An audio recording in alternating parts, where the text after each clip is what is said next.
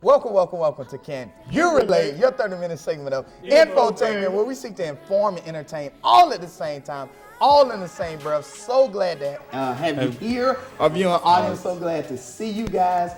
And we want to jump right into this topic of discussion. And the topic of this segment is one life to give. One life to give. One life to give, brother. Does that hit y'all heart?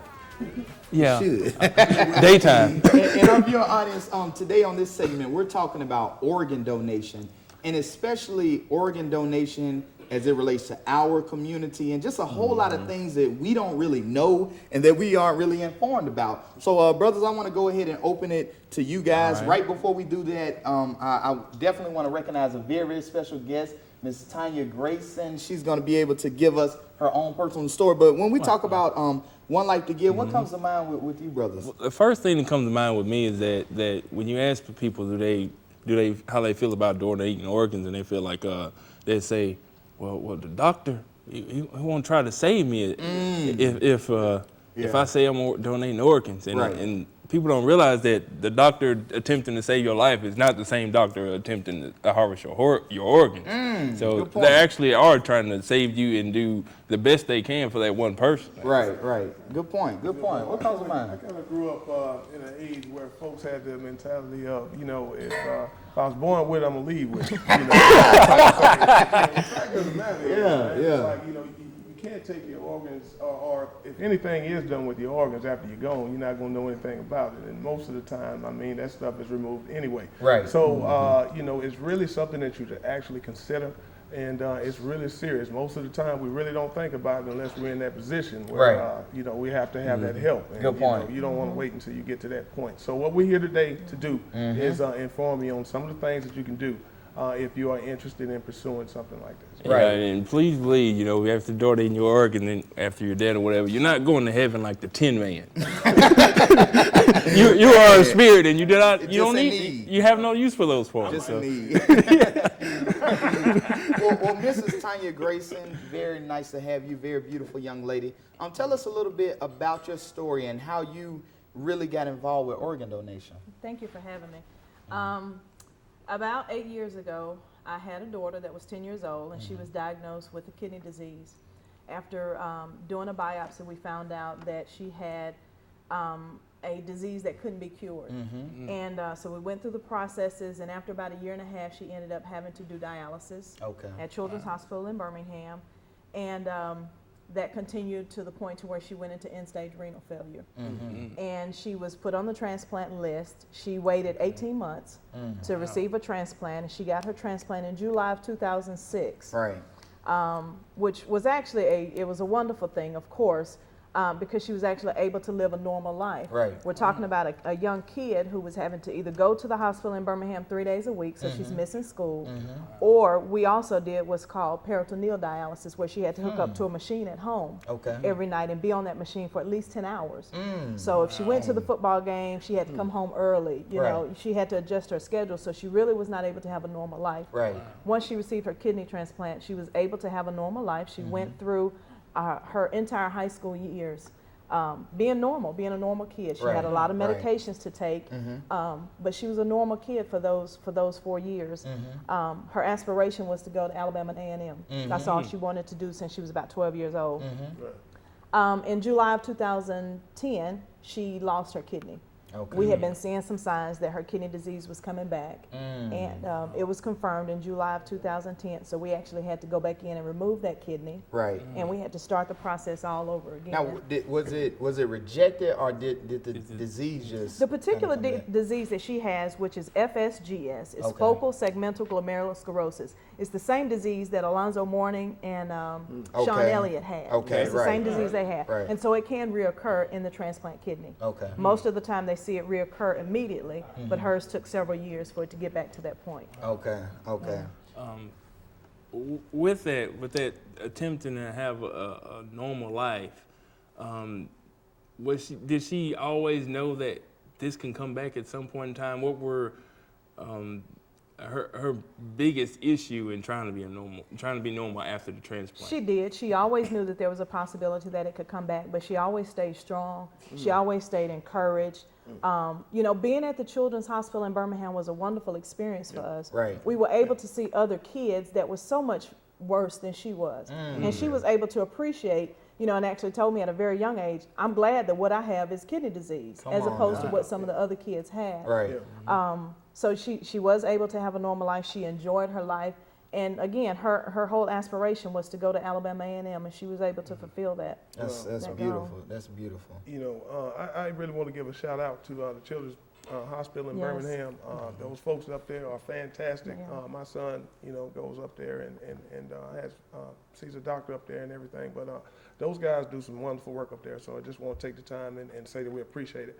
But, you know, it is really important that folks really pay attention to what we're talking about today, because there are a lot of folks out there in need. Unfortunately, the donor lists, as far as folks that need a donor, Right. far outweighs the Right. folks that are standing in line Come on, brother. to give the donation. Come So on now. that's what we kind of want to shed light on today. Tanya, it is really a blessing, you know, that your daughter was able to receive Right. a kidney. You know, so we don't want to kind of downplay the Right. importance of and how rare it is that folks receive a good matching donor. So Right. there may be people that want to give, but they may not be a match. So we also going to cover that too. Right, right. Now, Tanya, let me ask a question. Because from the Alabama Organ Center, .org, is you guys can go out there and see this information. It talks about that approximately 3,400 people are waiting for organs, and you said it in Alabama specifically. And you talk about it took 18 months for your daughter to receive a kidney. Did you feel that was too much time, or was it right on time, or I mean? Actually, we were told that that's the average time for children. Okay. So kids under 18 were getting special priority Right. because they were younger. So we were told that was about the average time to wait was 1.5 years. Right. It was still a surprise when we got the call, because we definitely weren't expecting it the night we got it. Right. But, it was definitely a blessing. And she did receive a cadaver kidney, Okay. which it was a 19-year-old kid, a mom in Ohio, who was selfless enough Come to on shed now. her love. Right. You know, so that even though her child was no longer here, Right. that one kid possibly saved up to or touched at least up to 75 other people. Come on. There were a lot of kids at Children's Hospital that were sitting in, you know, the waiting room where we were, Right. where 2 different children received kidneys from the same person.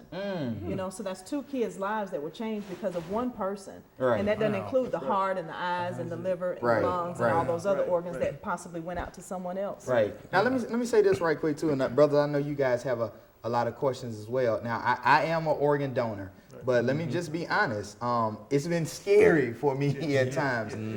You can check my license or whatever. I had a little heart on it, and my question to you, and definitely even before you answer this question, I want you to, you know, say your daughter's name and invoke the spirit of what she represented, what she did. I mean, this is a powerful, powerful story.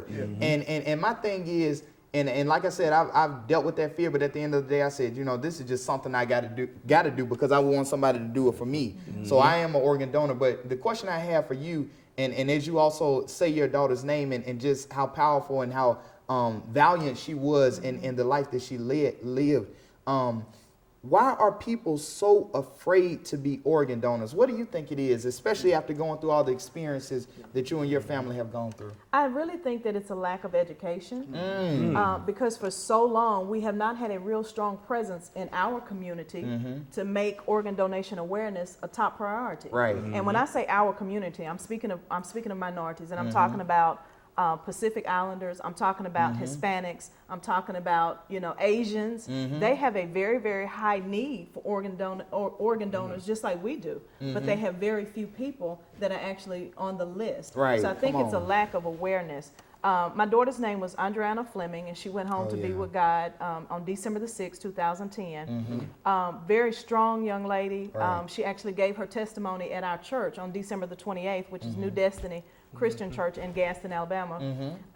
And she shared in that testimony how on October 25th, she had actually expired then, and how she had a visit from the Lord, and you know, she felt like he allowed her to come back because she had a purpose, and her purpose Come was on to now. tell people that this is just not your life just to live.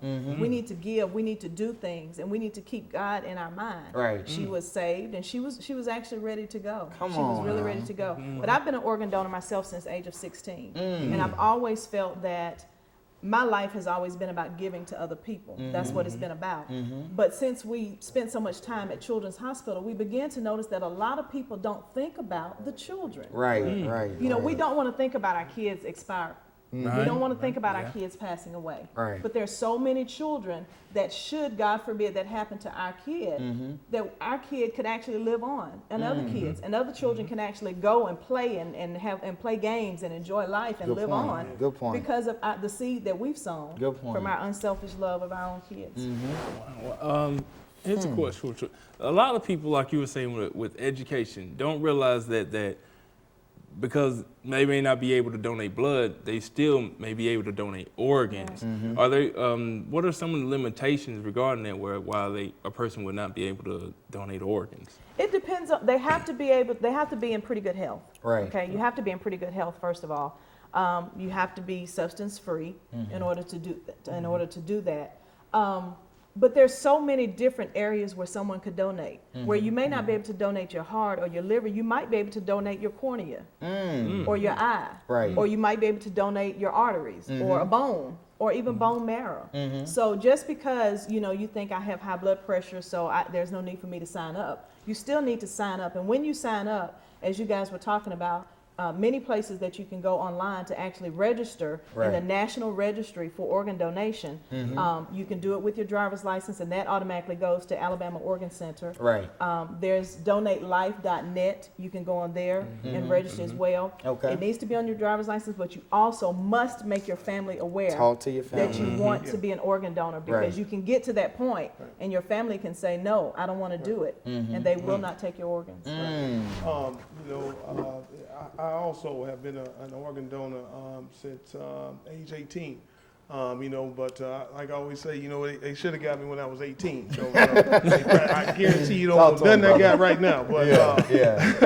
But but it is important, like you said, Tanya, that not only it's just not enough to annotate it or have it put on your driver's license. You really need to talk to your loved ones beforehand, because if anybody out there has lost a loved one, it's a very stressful situation by itself. And then there you are in the hospital, your family's just got the news, and here somebody comes in and say, hey, you want to donate the organs. Right. So you really want to let your family know before time that, hey, this is something I want to do. If it comes to that time, go ahead and let them have whatever. Also, most of us probably only think that it's hearts and kidneys and things like that, but it is all, your heart can be donated, kidneys, lungs, your liver, your pancreas, intestines.